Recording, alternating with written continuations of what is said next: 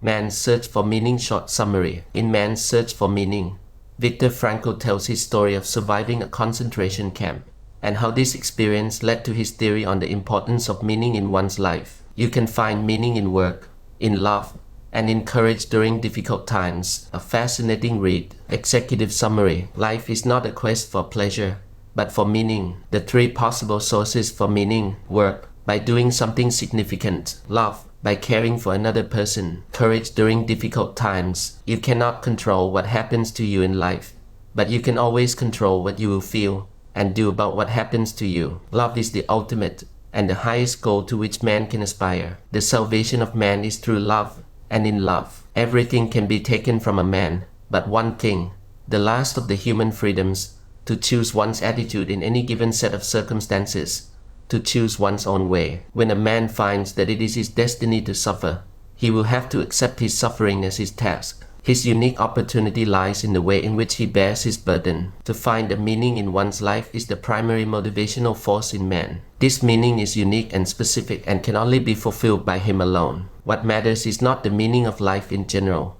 but rather the specific meaning of a person's life at a given moment. Live as if you were living already for the second time, and as if you had acted the first time as wrongly as you are about to act now. True meaning of life is to be discovered in the world rather than within man or his own psyche. Happiness cannot be pursued, it must ensue. Experiences in a concentration camp. Love is the ultimate and the highest goal to which man can aspire. The salvation of man is through love, and in love. Love goes very far beyond the physical person of the beloved. It finds its deepest meaning in his spiritual being, his inner self. Everything can be taken from a man, but one thing, the last of the human freedoms, to choose one's attitude in any given set of circumstances, to choose one's own way. Any man can decide what shall become of him, mentally and spiritually. He may retain his human dignity even in a concentration camp. It is this spiritual freedom, which cannot be taken away, that makes life meaningful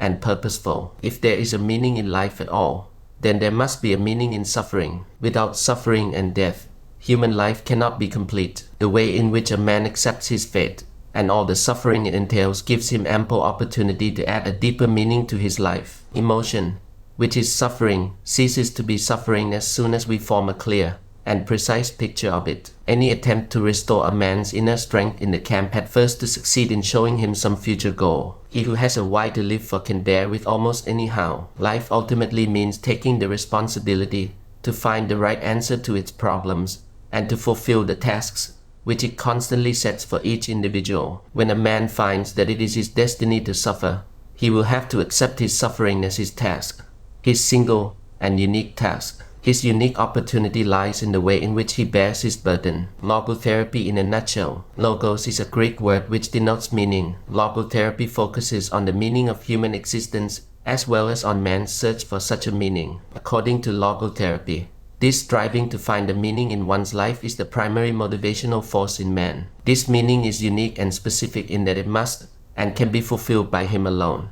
Only then does it achieve a significance which will satisfy his own will to meaning. To be sure, man's search for meaning may arouse inner tension rather than inner equilibrium. However, precisely such tension is an indispensable prerequisite of mental health. Mental health is based on a certain degree of tension, the tension between what one has already achieved and what one still ought to accomplish, or the gap between what one is and what one should become. Such tension is inherent in the human being, and therefore is indispensable to mental well-being. The existential vacuum. The existential vacuum is a widespread phenomenon of the 20th century. It may be due to a twofold loss which man has had to undergo since he became a truly human being. The loss of some of the basic animal instincts in which an animal's behavior is embedded, and by which it is secured. The traditions which buttressed his behavior are now rapidly diminishing. No instinct tells him what he has to do, and no tradition tells him what he ought to do. Sometimes he does not even know what he wishes to do. Instead, he either wishes to do what other people do or he does what other people wish him to do. The existential vacuum manifests itself mainly in a state of boredom, and these problems are growing increasingly crucial. For progressive automation will probably lead to an enormous increase in the leisure hours available to the average worker. The pity of it is that many of these will not know what to do with all their newly acquired free time. The meaning of life. The meaning of life differs from man to man. What matters Therefore, it's not the meaning of life in general, but rather the specific meaning of a person's life at a given moment. Everyone's task is as unique as is his specific opportunity to implement it. Ultimately, man should not ask what the meaning of his life is, but rather he must recognize that it is he who is asked. In a word, each man is questioned by life, and he can only answer to life by answering for his own life. To life he can only respond by being responsible. Thus, logotherapy sees in responsibleness the very essence of human existence. This emphasis on responsibleness is reflected in the categorical imperative of logotherapy, which is, live as if you were living already for the second time, and as if you had acted the first time as wrongly as you are about to act now. True meaning of life is to be discovered in the world rather than within man or his own psyche. Being human always points and is directed to something or someone other than oneself, be it a meaning to fulfill or another human being to encounter. The more one forgets himself, by giving himself to a cause to serve or another person to love, the more human he is and the more he actualizes himself. Self-actualization is possible only as a side effect of self-transcendence. We can discover meaning in life in three ways: by creating a work or doing a deed, by experiencing something or encountering someone, by the attitude we take toward unavoidable suffering. The meaning of love. Love is the only way to grasp another human being in the innermost core of his personality. By his love, the loving person enables the beloved person to actualize these potentialities. By making him aware of what he can be and of what he should become, he makes these potentialities come true. Love is not understood as a mere side effect of sex.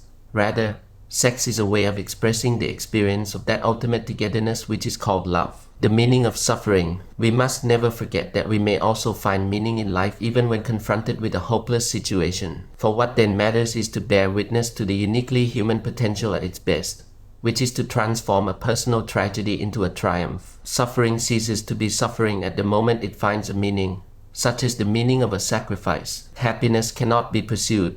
It must ensue. One must have a reason to be happy. Once the reason is found, however, one becomes happy automatically. Once an individual's search for meaning is successful, it not only renders him happy, but also gives him the capability to cope with suffering.